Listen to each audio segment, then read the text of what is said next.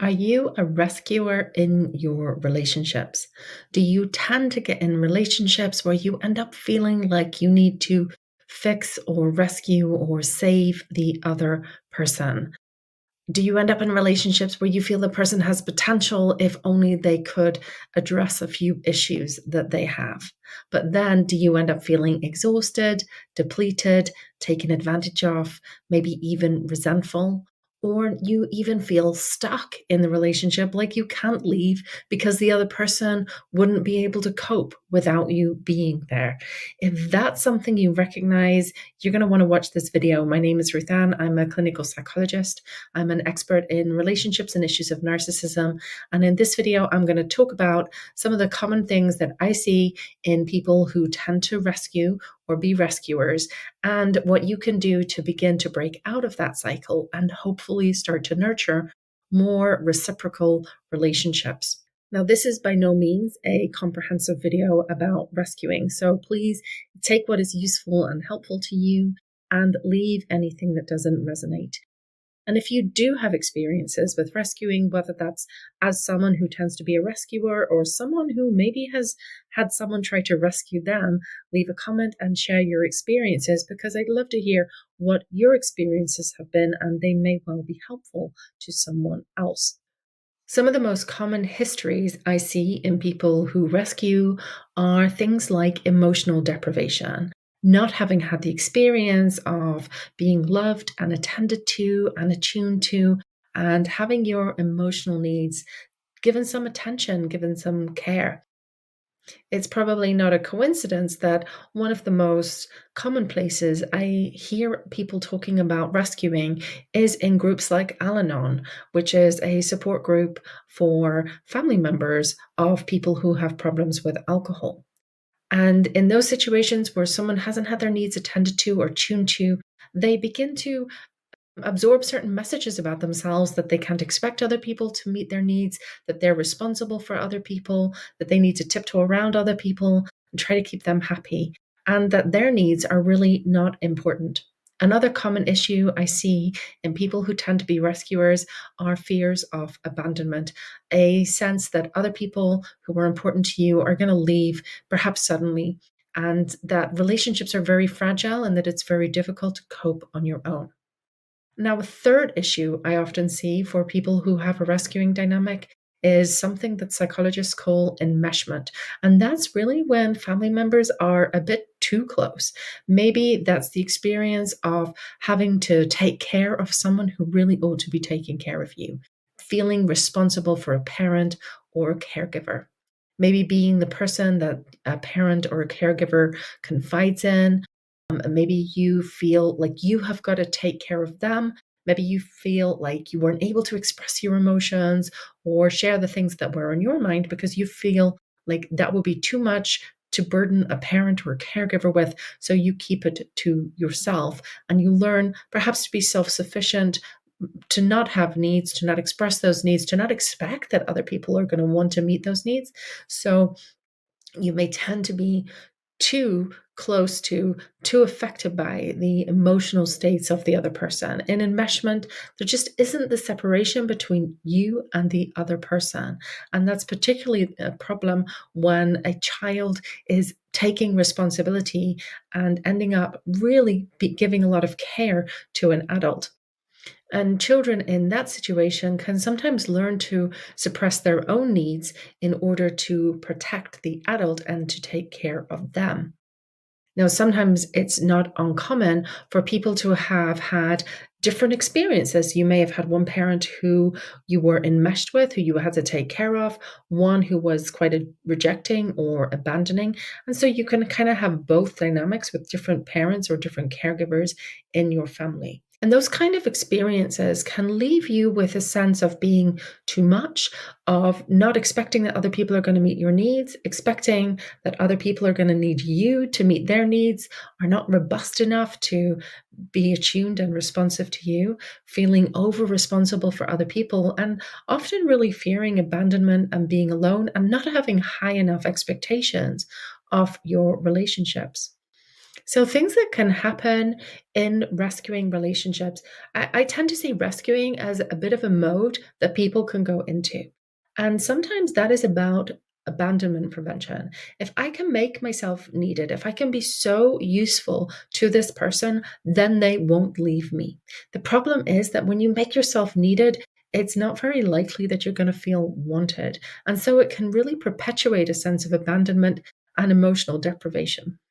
Sometimes people who are in this pattern can be quite rejecting of partners who may be warmer or more emotionally responsive and attuned. And it's kind of a mystery sometimes. Why is it that you reject or don't feel chemistry or don't feel comfortable with someone who might be warm, caring, nurturing, reciprocal towards you? And one explanation for that, that some people I've worked with would identify in themselves, is a tendency to see that if this other person is warm and caring and nurturing towards you, they're probably more likely to be quite vulnerable towards you. They may be quite open with you about their needs. Now, this isn't in a kind of demanding, you need to rescue, you need to save me way. This is in a much healthier way. But sometimes that can be a reminder of a relationship with a parent who you had to give a lot of care to, that warmth and appreciation of you may lead to a fear of being enmeshed or a fear of being engulfed. And so you can end up rejecting the very person who might actually be able to meet your needs. Now, by contrast, a partner who may be unavailable can really trigger the abandonment schema or trigger the emotional deprivation. And that can lead you to feel like you've got to work and strive to win that person over, to prove yourself worthy, to prove yourself useful. And really, what the rescuer mode is trying to do is to earn the love, affection, and attention of someone who's absent and unavailable to you. And the problem with that is that it doesn't tend to be very effective. It's really viewing yourself as far more responsible for someone else than you really are. And it's also sometimes about managing your own anxiety, your own fear of abandonment, more than it is about actually providing the person with the kind of support that they do need. Now, some of the problems with being in a rescuer mode is that if you make yourself needed, you may not feel so wanted. And that really perpetuates a sense of abandonment and emotional deprivation. In giving so much to prove your value and your worth, you can end up feeling quite exhausted. You can feel quite depleted and neglected. And you can also start to feel quite resentful and even quite cynical about the possibility that other people would be able and willing to be in a reciprocal, mutually supportive relationship with you. And that actually strengthens the sense of abandonment and the sense of emotional deprivation that is often underlying a rescuing mode. Now, there are some people in this world who will be very happy to take advantage of someone in a rescuing mode, because someone in a rescuing mode may be incredibly generous. They may be generous with their time, with their emotional support, with their emotional availability, perhaps with their willingness to provide practical help or even financial help. And so, if that is the case, you can end up being really taken advantage of. And it doesn't actually help the other person at all, because what they probably need is to take responsibility for themselves. And that's not very likely that they're going to be able to do that if someone in a rescuing mode is constantly trying to save them or help them.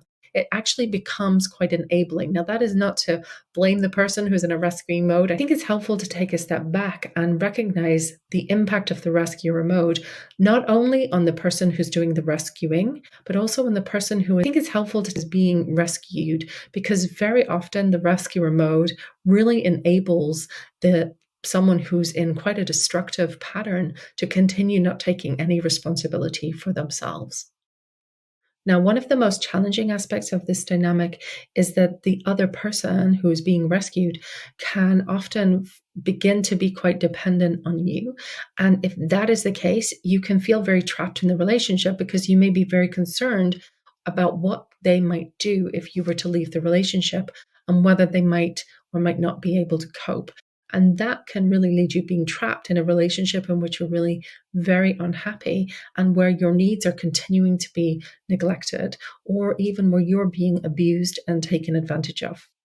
So, if listening to this is a little too familiar for you, what can you do about it? Well, number one, you need to recognize where the rescuer mode comes from. What are the underlying unmet needs that you have that lead you into the rescuing mode? So you can recognize that you may have had a need for nurturing, you may have had a need for more autonomy, you may have had a need for more care and emotional support, you may have had a need for better boundaries and more freedom, you may have had a need for protection.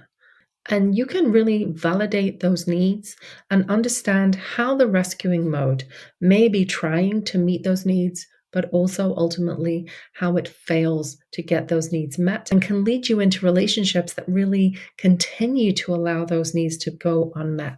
I think it's important not to condemn the rescuer mode, but to understand the rescuing mode and to start to bring in a healthier, more grown up mode.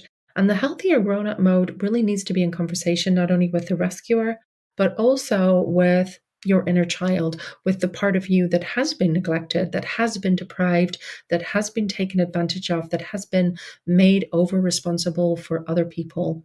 And to really begin to say, you know what, your needs are valid, your needs are important. You deserve to be in relationships where you can express yourself, where you can say no, where you can have boundaries, where the other person is warm and supportive to you, where there's reciprocity. And as you do that, you can begin to intentionally nurture the kind of relationships that you would like to have. In order to do that, you need to let the healthy adult rather than the rescuing mode take charge. Now, if you are in a relationship as a rescuer with someone who is a little too comfortable with being rescued, you may need to start by practicing this in other relationships. And if you are newly single or you've been single for a while, but you recognize that you have a history of rescuing in your relationships, or even if you are someone who tends to be a rescuer in your friendships or within your family, you can start to nurture a new pattern. And it's often easiest to start with someone else, maybe a friend, a colleague. Begin to experiment with expressing your own thoughts, your own feelings, your own wishes. And this can be really simple. It can be as simple as if you're going to see a movie with a friend, that you don't say, oh, I'm easy, I'm happy to see whatever you want to see, that you actually say, I want to see this movie. What do you think? And that doesn't mean that you're always going to get your way, but it does mean that you say what you think, you say what you want without apologizing for it. And that can start small in that way, and then you can build it up to things that may be more important. You may practice expressing your own opinions and not just agreeing with other people around you and seeing how they respond. You can also practice asking for help, asking someone to meet your needs if you need help with something or support with something.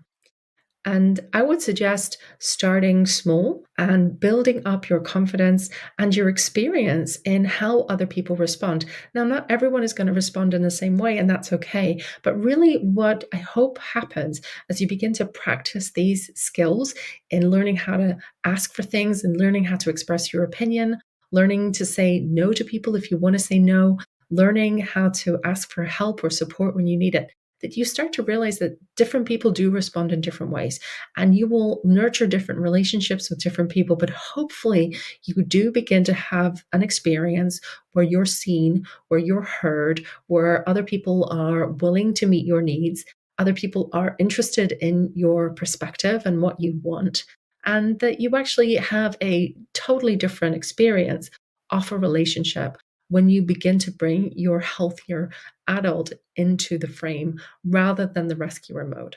If you're in a relationship and you want to know, can you break out of the rescuer mode in the relationship, then you're going to need to start bringing the healthy adult you into that relationship. And that means saying no.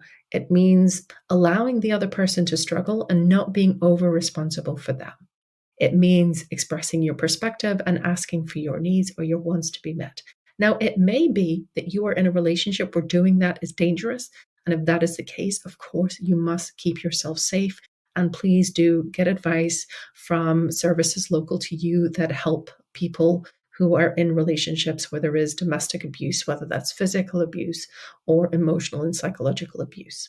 But if you're not in an abusive relationship, but you are in a relationship where there's a bit of a rescuer dynamic, you can start to see what happens in your relationship as you say no to things, as you ask for things, as you express your perspective, and see whether or not there is the possibility for reciprocity. Now, it may be as you begin to express yourself in this way that it actually puts a real disruption in the relationship and that relationship ends.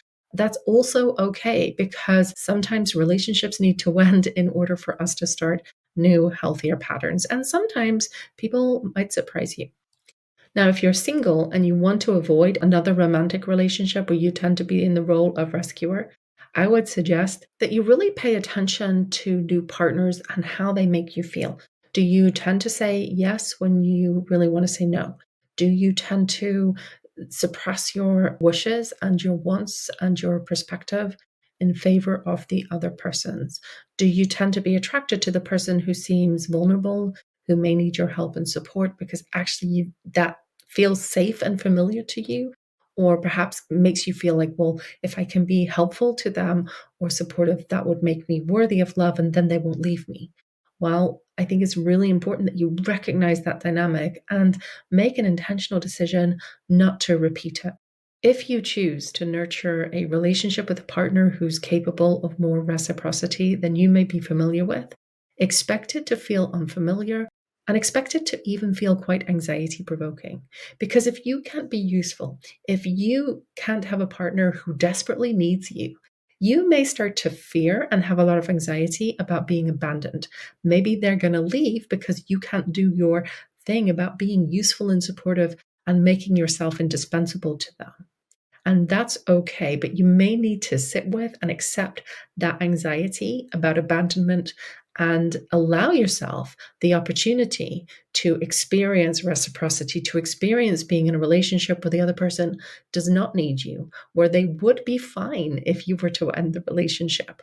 And that's okay. And so would you be fine if they ended the relationship, because it's by embracing the discomfort of doing something unfamiliar and new that may feel anxiety provoking that you actually have the opportunity to have new emotional experiences of relationships. And that allows you to build your confidence in the possibility of reciprocity in your relationships, in the possibility that your emotional needs might be seen as important and may be attended to by your partner in a healthy, non self sacrificing, reciprocal way.